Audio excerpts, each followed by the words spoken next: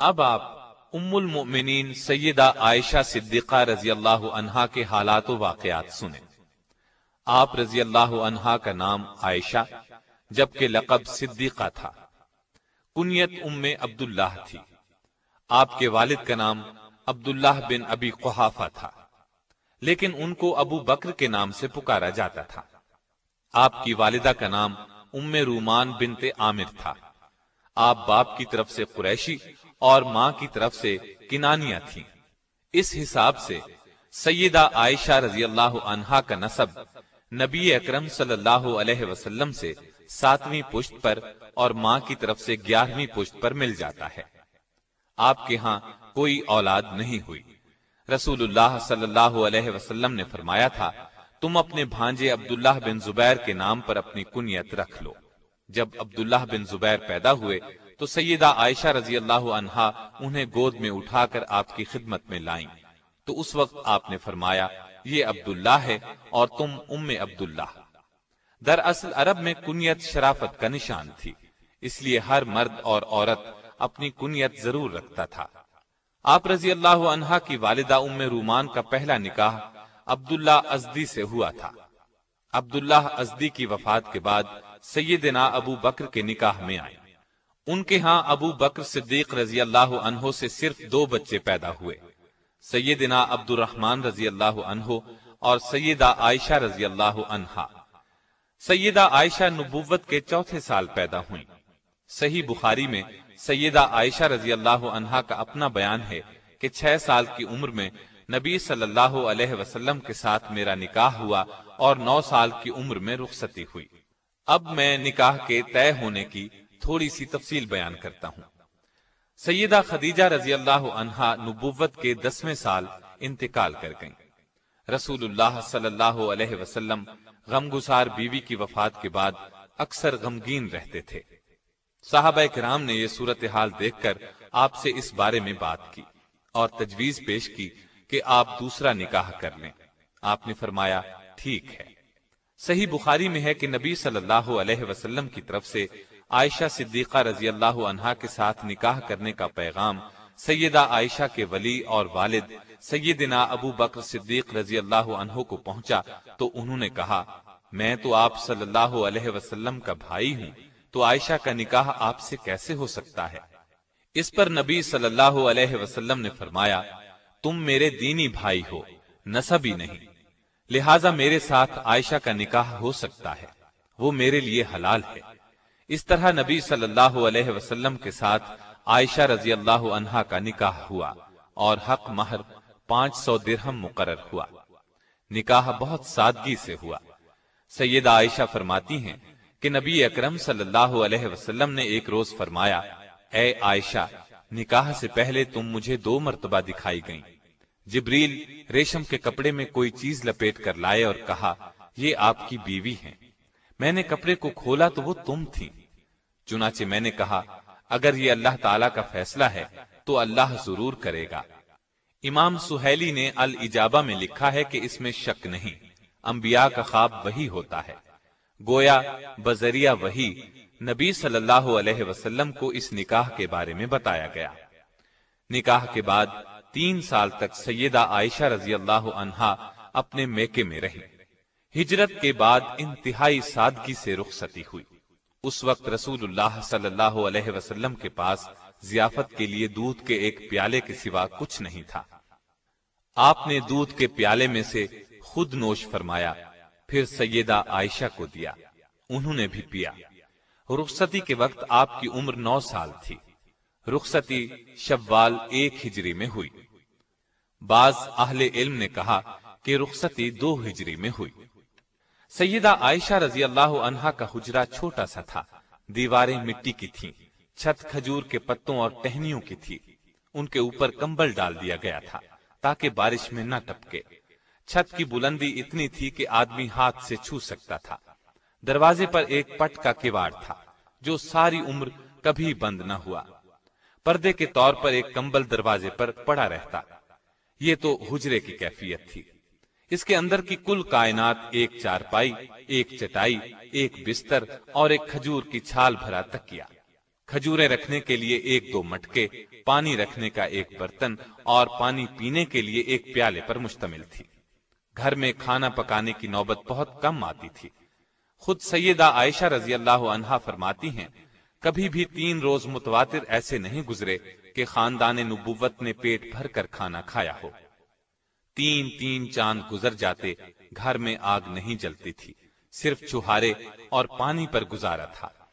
فتح خیبر کے بعد آسانی ہوئی تو آپ نے ازواج مطہرات کے سالانہ اخراجات مقرر کر دیے، لیکن دوسروں کی امداد کرنے کی وجہ سے یہ سامان کبھی بھی کافی نہیں ہوتا تھا۔ اس تنگ دستی کے باوجود آپ صلی اللہ علیہ وسلم کی گھریلو زندگی نہایت خوشگوار تھی۔ آپ کی پوری زندگی میں سیدہ عائشہ اور دوسری ازواج مطہرات کی گزر بسر اسی صورت میں ہوتی رہی۔ نبی اکرم صلی اللہ علیہ وسلم نے انتقال فرمایا تو سارا عرب اسلام کے ماتحت ہو چکا تھا۔ تمام صوبوں سے دولت کے انبار مدینے آ رہے تھے، لیکن جس روز نبی اکرم صلی اللہ علیہ وسلم کا انتقال ہوا اس روز سیدہ عائشہ کے گھر میں ایک دن کے گزارے کا سامان بھی نہیں تھا۔ سیدنا صدیق اکبر کے زمانے میں ازواج مطہرات کو خیبر کی پیداوار سے بدستور مقررہ غلہ ملتا رہا۔ سیدنا عمر نے اپنے دور میں ان کے نقد وظائف مقرر فرما دیے۔ سیدہ عائشہ کو 12,000 درہم سالانہ ملتے تھے، جبکہ باقی ازواج مطہرات کو 10,000 درہم ملتے تھے۔ یہاں قابل ذکر بات یہ ہے کہ جس روز سیدہ عائشہ کو یہ وظیفہ ملتا تھا اس شام بھی گھر میں فاقہ ہوتا تھا، اس لیے کہ وہ سب کچھ تقسیم کر دیتی تھی۔ نبی صلی اللہ علیہ وسلم کو سیدہ عائشہ سے بہت محبت تھی اور یہ بات صحابہ کو بھی بخوبی معلوم تھی، چنانچہ یہ حضرات بھی اسی روز تحائف وغیرہ بھیجتے تھے جس روز آپ کی باری سیدہ عائشہ کے ہاں ہوتی تھی۔ آپ اکثر سیدہ کے ساتھ ایک ہی برتن میں کھانا تناول فرماتے تھے اور عموماً اسی جگہ سے بوٹی اور ہڈی کھاتے جس جگہ سے سیدہ عائشہ نے کھائی ہوتی۔ ایک سفر میں سیدہ عائشہ آپ کے ساتھ تھیں۔ آپ نے صحابہ کرام رضوان اللہ علیہم اجمعین کو آگے بڑھ جانے کا حکم دیا اور سیدہ سے فرمایا، آؤ دوڑ لگائیں، دیکھیں کون آگے نکلتا ہے۔ چنانچہ دوڑ شروع ہوئی۔ سیدہ دبلی پتلی تھیں، آگے نکل گئیں۔ کئی سال بعد پھر اسی قسم کا موقع آیا۔ آپ نے فرمایا، آؤ دوڑ لگائیں۔ اس وقت تک سیدہ بھاری بھرکم ہو گئی تھیں۔ اس مرتبہ آپ آگے نکل گئے اور فرمایا، یہ اس روز کا جواب ہے۔ ایک مرتبہ رسول اللہ صلی اللہ علیہ وسلم نے فرمایا، عائشہ، جب تم مجھ سے خوش ہوتی یا ناراض ہوتی ہو تو مجھے پتہ چل جاتا ہے۔ سیدہ نے پوچھا، وہ کیسے؟ آپ نے فرمایا، ناراض ہوتی ہو تو کہتی ہو ابراہیم کے رب کی قسم، خوش ہوتی ہو تو کہتی ہو محمد کے رب کی قسم۔ یہ سن کر سیدہ نے عرض کیا، اے اللہ کے رسول، صرف زبان سے نام چھوڑتی ہوں، دل میں تو آپ ہی بسے ہوتے ہیں۔ گھر میں اگرچہ خادمہ موجود تھی لیکن نبی صلی اللہ علیہ وسلم کا ہر کام سیدہ عائشہ صدیقہ اپنے ہاتھوں سے کرتی تھیں۔ آٹا خود پیستی تھیں، خود گوندتی تھیں، کھانا خود پکاتی تھیں۔ آپ کا بستر اپنے ہاتھ سے بچھاتی تھیں، وضو کا پانی خود لا کر دیتی تھیں، قربانی کے اونٹوں کا قلادہ خود بڑھتی تھیں۔ آپ صلی اللہ علیہ وسلم کے سر میں کنگھی خود کرتی تھیں، کپڑے خود دھوتی تھیں اور سوتے وقت مسواک اور پانی آپ کے سرہانے خود رکھتی تھیں۔ ہر معاملے میں آپ کی پسند اور خوشی کا ہر وقت خیال رکھتی تھیں۔ شعبان 5 ہجری میں حضرت عائشہ صدیقہ رضی اللہ عنہا کے ساتھ ایک عجیب واقعہ پیش آیا۔ اس واقعے نے نہ صرف آپ کی بلکہ خود رسول اللہ صلی اللہ علیہ وسلم کی زندگی مبارک میں بھی ہلچل مچا دی۔ اس واقعے کو واقعہ افک کہتے ہیں۔ یہ واقعہ صحیح بخاری اور دوسری کتب احادیث میں بھی موجود ہے۔ شعبان 5 ہجری میں نبی اکرم صلی اللہ علیہ وسلم نے غزوہ بنی مستلق کے لیے سفر کی تیاری کی۔ صحابہ رضی اللہ عنہم کی ایک اچھی بھلی تعداد آپ کے ساتھ تھی۔ منافقوں کو اندازہ تھا کہ اس معرکے میں کوئی خونریز جنگ تو ہوگی نہیں، لہٰذا ان کی بھی بڑی تعداد اسلامی فوج میں شامل ہو گئی۔ اس سے پہلے منافق اتنی بڑی تعداد میں کبھی شامل نہیں ہوئے تھے۔ اس سفر میں سیدہ عائشہ رضی اللہ عنہا آپ صلی اللہ علیہ وسلم کے ساتھ تھیں۔ چلتے وقت آپ نے اپنی بڑی بہن سیدہ اسما رضی اللہ عنہا کا ہار پہننے کے لیے مانگ لیا۔ وہ ہار آپ کے گلے میں تھا۔ اس زمانے میں پردے کا حکم نازل ہو چکا تھا، اس لیے سیدہ اپنے ہودج میں سوار ہوئیں۔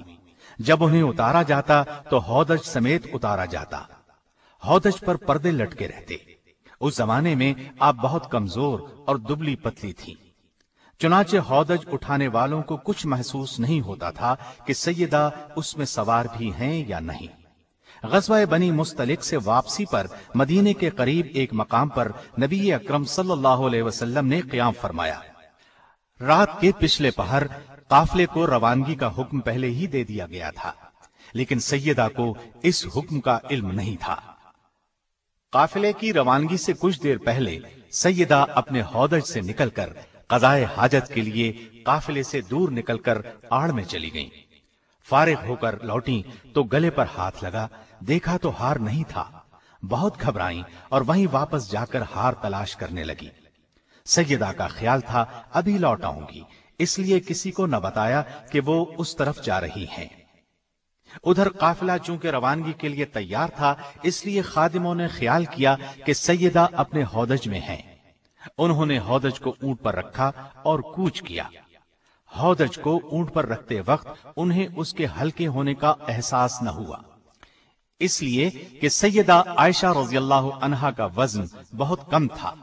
لشکر تو وہاں سے روانہ ہو گیا، ادھر انہیں ہار مل گیا۔ یہ ہار لے کر لوٹیں تو لشکر وہاں سے جا چکا تھا۔ بہت پریشان ہوئی۔ پھر خیال فرمایا کہ جب رسول اللہ صلی اللہ علیہ وسلم اگلے مقام پر پہنچ کر مجھے نہیں پائیں گے تو پھر میری تلاش میں آدمی بھیجیں گے۔ چنانچہ آپ اسی جگہ چادر اوڑھ کر لیٹ گئیں اور انہیں نیند نے آ لیا۔ صحابی رسول صفوان بن معطل سلمی رضی اللہ عنہ فوج کی گری پڑی چیزوں کو اٹھانے کے لیے لشکر کے پیچھے رہتے تھے۔ صبح کے وقت وہ اس جگہ پہنچے جہاں لشکر نے رات کو پڑاؤ کیا تھا۔ اس جگہ پہنچتے ہی اچانک ان کی نظر سیدہ عائشہ رضی اللہ عنہا پر پڑی۔ دیکھتے ہی انہوں نے آپ کو پہچان لیا، اس لیے کہ پردے کے حکم سے پہلے انہوں نے سیدہ کو دیکھا ہوا تھا۔ دیکھتے ہی انہوں نے انا للہ و انا الیہ راجعون پڑھا۔ ان کی آواز سن کر سیدہ کی آنکھ کھل گئی۔ انہوں نے اپنا منہ فوراً چادر میں چھپا لیا۔ سیدہ عائشہ خود فرماتی ہیں، اللہ کی قسم صفوان نے مجھ سے بات کی، نہ ان کی زبان سے سوائے انا للہ کے کوئی اور کلمہ سنا۔ سیدنا صفوان رضی اللہ عنہ نے اپنا اونٹ سیدہ کے قریب بٹھا دیا۔ اونٹ سامنے کر کے صفوان خود پیچھے ہٹ گئے۔ سیدہ اونٹ پر سوار ہو گئی تو صفوان مہار پکڑ کر اگلی منزل کی طرف روانہ ہو گئے اور دوپہر کے وقت اسلامی لشکر میں جا پہنچے۔ یہ ایک بالکل معمولی واقعہ تھا اور سفر میں اکثر ایسا ہوتا رہتا تھا، لیکن لشکر میں منافقین بھی موجود تھے، وہ بھلا یہ موقع ہاتھ سے کیوں جانے دیتے؟ انہوں نے سیدہ عائشہ رضی اللہ عنہا پر بددامنی کا الزام لگا دیا، گویا اب وہ پاک دامن نہیں رہی، نعوذ باللہ۔ مدینہ طیبہ پہنچ کر سیدہ بیمار ہو گئی۔ 1 مہینہ بیماری میں گزر گیا، لیکن منافقین نے اس عرصے میں اس واقعہ کو خوب ہوا دی۔ نیک دل مسلمانوں نے اس افواہ کو سنتے ہی کانوں کو ہاتھ لگائے اور کہا، سبحان اللہ، اتنا بڑا الزام۔ عبداللہ بن ابی اور دوسرے منافقین کے علاوہ اس سازش میں 3 مسلمان حسان بن ثابت، حمنہ بنت جہش اور مستہ شامل تھے۔ ام مستہ سیدہ عائشہ کی ماموزاد بہن تھی۔ ان کا بیٹا مستہ اس معاملے میں پیش تھا۔ یہ منافقوں کے پروپیگنڈے کا شکار ہو گئے، بدگمان ہو گئے۔ سیدہ کے خلاف مدینے میں جو طوفان اٹھایا گیا، سیدہ عائشہ کو اس بارے میں قطعاً کوئی علم نہ تھا۔ وہ تو مدینے پہنچتے ہی بیمار ہو گئی تھی اور 1 ماہ تک بیمار رہیں، لیکن اس دوران میں رسول اللہ صلی اللہ علیہ وسلم کا آپ سے وہ سلوک نہیں رہا تھا۔ پہلے جب آپ بیمار ہوتی تو رسول اللہ صلی اللہ علیہ وسلم سیدہ عائشہ رضی اللہ عنہا کی دلجوئی کرتے اور ہر وقت خیال رکھتے تھے، لیکن اس دفعہ صورتحال اس سے مختلف تھی۔ آپ صلی اللہ علیہ وسلم آ کر حال پوچھتے اور چلے جاتے۔ اس بنا پر آپ بہت پریشان تھی اور یہ چیز آپ کی بیماری میں اضافہ کر رہی تھی، لیکن وجہ ان کی سمجھ میں نہیں آ رہی تھی۔ سیدہ عائشہ رضی اللہ عنہا خود فرماتی ہیں، ایک دن میں اور ام مستح قضائے حاجت کے لیے جنگل کی طرف جا رہی تھی کہ راستے میں ام مستح کو ٹھوکر لگی۔ ٹھوکر لگنے پر انہوں نے اپنے بیٹے کو بد دعا دی۔ میں نے ان سے کہا، تم ایسے شخص کو کیوں بد دعا دیتی ہو جو بدر میں شریک ہوا؟ ام مستح نے کہا، اے بھولی بھالی، تمہیں اس قصے کی خبر نہیں؟ میں نے حیران ہو کر پوچھا، کون سا قصہ؟ تب ام مستح نے سارا قصہ کہہ سنایا۔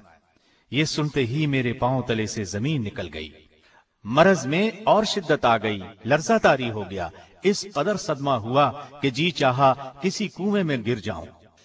جب نبی کریم صلی اللہ علیہ وسلم تشریف لائے تو میں نے آپ سے اپنے والدین کے ہاں جانے کی اجازت چاہی تاکہ ان کے ذریعے سے تحقیق کروں۔ آپ صلی اللہ علیہ وسلم نے اجازت دے دی۔ میں والدین کے گھر آ گئی، اپنی ماں سے پوچھا، کیا آپ کو معلوم ہے لوگ میرے بارے میں کیا کہتے ہیں؟ ماں نے کہا، بیٹی تو رنج نہ کر، دنیا کا تو یہی طریقہ ہے، جو عورت خوش شکل ہو، خوبصورت ہو، اپنے شوہر کے نزدیک بلند مرتبہ ہو، دنیا اس سے حسد کرتی ہے، حسد کرنے والی عورتیں اس کے پیچھے پڑ جاتی ہیں۔ میں نے پوچھا، کیا میرے باپ کو بھی اس بات کا علم ہے؟ بولی ہاں۔ میں نے پوچھا، رسول اللہ صلی اللہ علیہ وسلم کو بھی علم ہے؟ ماں نے جواب دیا، ہاں۔ اس پر میں نے کہا، اے ماں، لوگوں میں اس بات کا چرچا ہے اور آپ نے مجھ سے ذکر تک نہیں کیا۔ یہ کہہ کر میں رونے لگی، آنکھوں سے آنسو ابل پڑے۔ سیدنا ابو بکر رضی اللہ عنہ قرآن کی تلاوت کر رہے تھے، میرے رونے کی آواز سن کر آ گئے، وہ بھی رونے لگے اور میں تمام رات آنسو بہاتی رہی۔ سیدہ عائشہ رضی اللہ عنہا فرماتی ہیں کہ اس واقعے سے مجھے اس قدر بخار ہوا کہ میری والدہ نے گھر کے تمام کپڑے مجھ پر ڈال دیے۔ اگرچہ سیدہ عائشہ رضی اللہ عنہا کی بے گناہی واضح تھی، لیکن شریر لوگوں کے اس الزام سے رسول اللہ صلی اللہ علیہ وسلم بہت بے چین تھے۔ ادھر وحی کے نزول میں دیر ہوئی تو آپ صلی اللہ علیہ وسلم نے صحابہ سے مشورہ کیا، مشاورت میں بہت سی رائیں سامنے آئیں، اسی عالم میں صبح ہو گئی۔ سیدہ فرماتی ہیں کہ میرے والدین برابر میرے پاس بیٹھے رو رہے تھے، ایسے میں ایک انصاری عورت آ گئی، مجھے روتے دیکھ کر وہ بھی رونے لگی۔ ہم اسی حالت میں تھے کہ رسول اللہ صلی اللہ علیہ وسلم تشریف لے آئے اور سلام کر کے میرے قریب بیٹھ گئے۔ جب سے یہ واقعہ ہوا تھا، آپ صلی اللہ علیہ وسلم اس وقت سے میرے پاس آ کر نہیں بیٹھے تھے۔ وحی کے انتظار میں 1 ماہ گزر گیا تھا۔ نزدیک بیٹھنے کے بعد رسول اللہ صلی اللہ علیہ وسلم نے فرمایا، اے عائشہ، مجھے تیری بابت ایسی ایسی خبر پہنچی ہے، اگر تو اس جرم سے بری ہے تو بہت جلد اللہ تعالیٰ اس سے تجھے بری کر دے گا، اور اگر تو نے کسی گناہ کا ارتکاب کیا ہے تو اللہ سے توبہ استغفار کر لے، اس لیے کہ بندہ جب اپنے گناہ کا اقرار کرتا ہے اور اللہ کی طرف رجوع کرتا ہے تو اللہ اس کی توبہ قبول کرتا ہے۔ سیدہ فرماتی ہیں، جب رسول اللہ صلی اللہ علیہ وسلم نے اپنی یہ بات ختم کی تو میں نے جواب دیا، اللہ کی قسم، میں اس چیز سے کبھی توبہ نہیں کروں گی جس کا الزام یہ لوگ مجھے دیتے ہیں۔ میں تو وہی کہوں گی جو یوسف علیہ السلام کے والد نے کہا تھا۔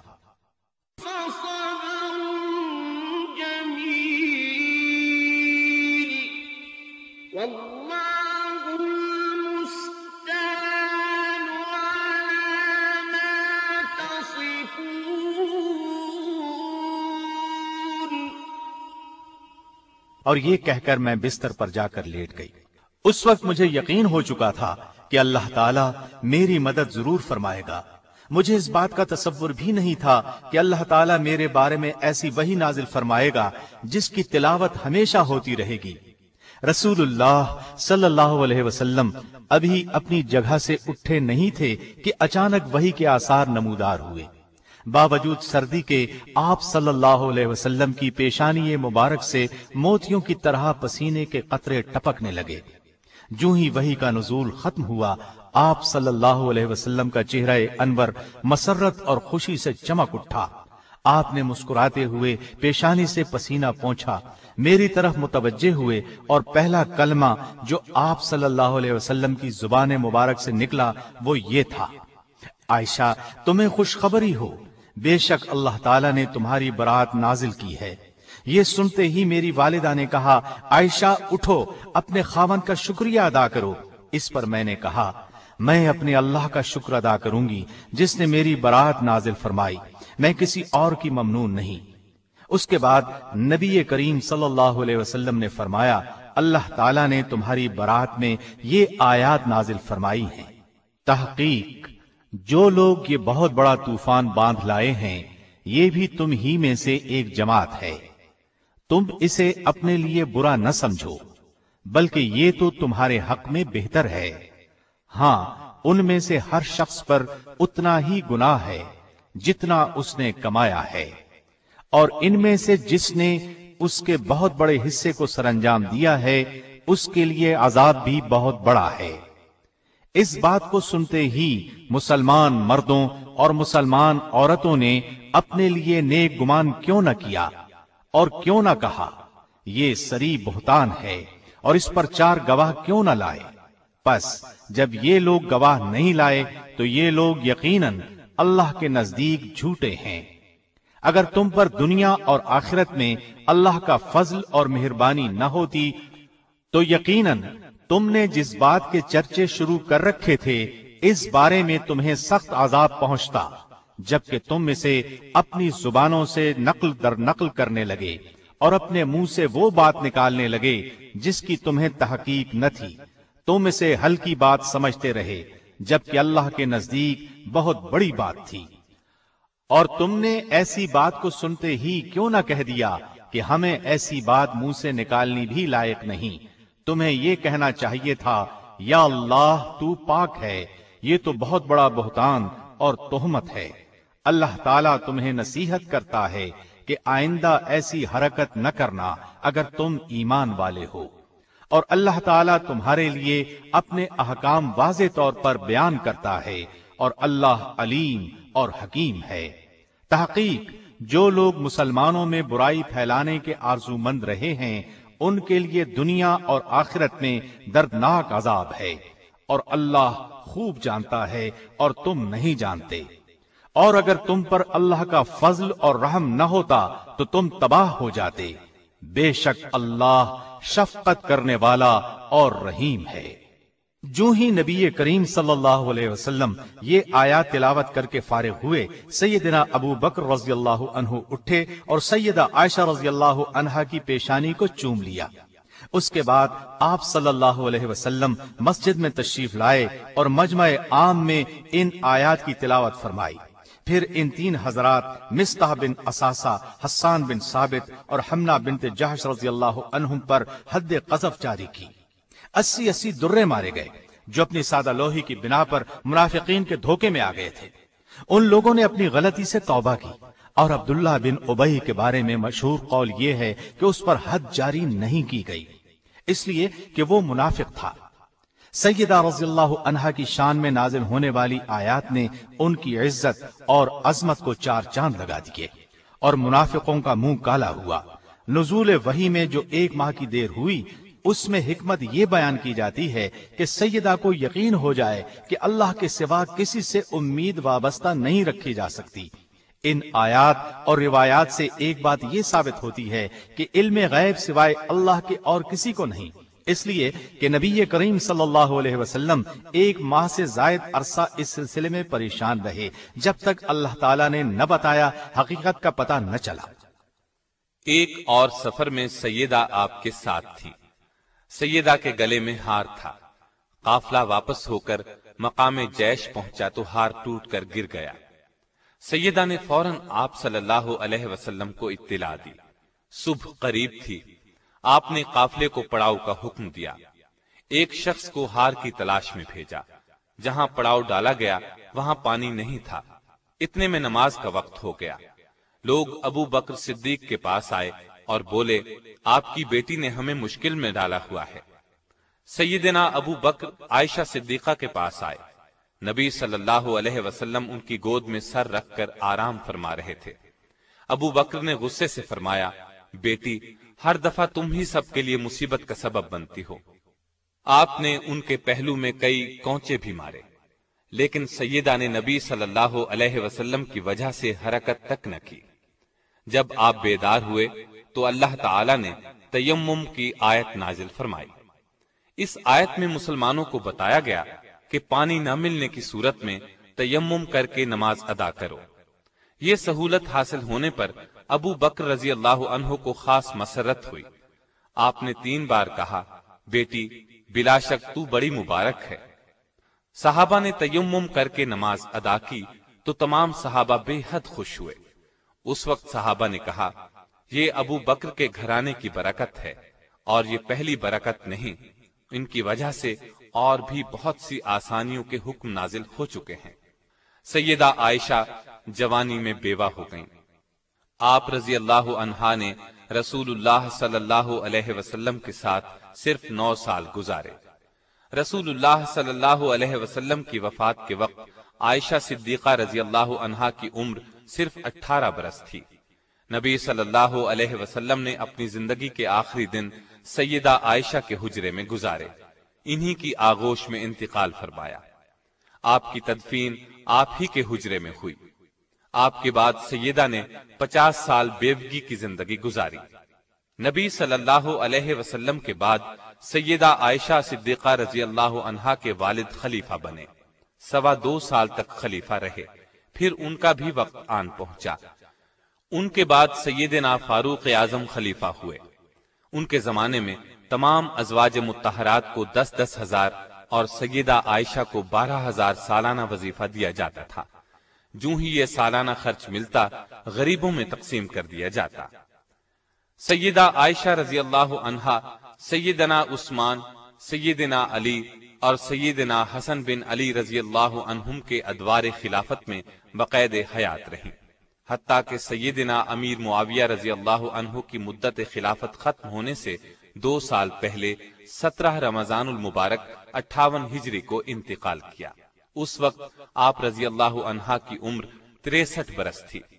اس حساب سے انہوں نے خلافت معاویہ میں اپنی عمر کے آخری 18 سال بسر کیے۔ آپ کی وفات پر سارا مدینہ بلکہ پوری دنیا اسلام غم میں ڈوب گئی۔ اللہ تعالی نے آپ کو اولاد مرحمت نہیں فرمائی۔ سیدہ عائشہ کے دل میں اللہ کا خوف کوٹ کوٹ کر بھرا ہوا تھا، اپنا سب کچھ خیرات کر دیا کرتی تھی، یہاں تک کہ روزہ افطار کرنے کے لیے بھی کچھ نہ بچاتی۔ نبی صلی اللہ علیہ وسلم کے ساتھ رات کو تہجد پڑھا کرتی تھی، اکثر روزے رکھتی تھی، حج کی سختی سے پابندی کرتی تھی، غلام آزاد کرنے کا بہت شوق تھا۔ ایک مرتبہ 40 غلام آزاد کیے۔ پردے کا خاص خیال رکھتی تھی۔ آپ رضی اللہ عنہا کی روایت کردہ احادیث کی تعداد 2210 ہے۔ ان میں سے صحیح بخاری اور صحیح مسلم میں 286 احادیث ہیں۔ آپ رضی اللہ عنہا صرف قرآن اور حدیث کے علوم ہی نہیں جانتی تھیں، بلکہ تاریخ، ادب، خطابت اور شاعری میں بھی انہیں مہارت تھی۔ عورتیں اکثر ان سے مسائل پوچھنے کے لیے آتی۔ نبی صلی اللہ علیہ وسلم آپ کے حق میں دعا فرمایا کرتے تھے، اے اللہ، عائشہ کے اگلے پچھلے، پوشیدہ اور ظاہر تمام گناہوں کو اپنے دامن مغفرت سے ڈھانپ لے۔ آپ یہ دعا سن کر بہت خوش ہوتی۔ سیدہ عائشہ کی ایک خاص خصوصیت یہ بھی ہے کہ سیدنا جبریل علیہ السلام نے سیدہ کو سلام کیا۔ اللہ تعالی نے آسمان سے آپ کی برات بذریعہ وحی نازل کی۔ پوری 10 آیات اس سلسلے میں نازل ہوئیں۔ آپ کے علاوہ رسول اللہ صلی اللہ علیہ وسلم کے نکاح میں کوئی اور کنواری نہیں آئی۔ رسول اللہ صلی اللہ علیہ وسلم سیدہ کے بستر پر ہوتے تو وہیں وحی آ جاتی۔ یہ شرف کسی اور زوجہ مطہرہ کے حصے میں نہیں آیا۔ اللہ تعالی نے اپنے نبی کی روح اس وقت قبض فرمائی جب آپ کا سر سیدہ کے سینے سے لگا ہوا تھا۔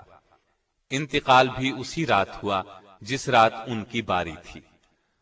آپ صلی اللہ علیہ وسلم انہی کے حجرے میں دفن ہوئے۔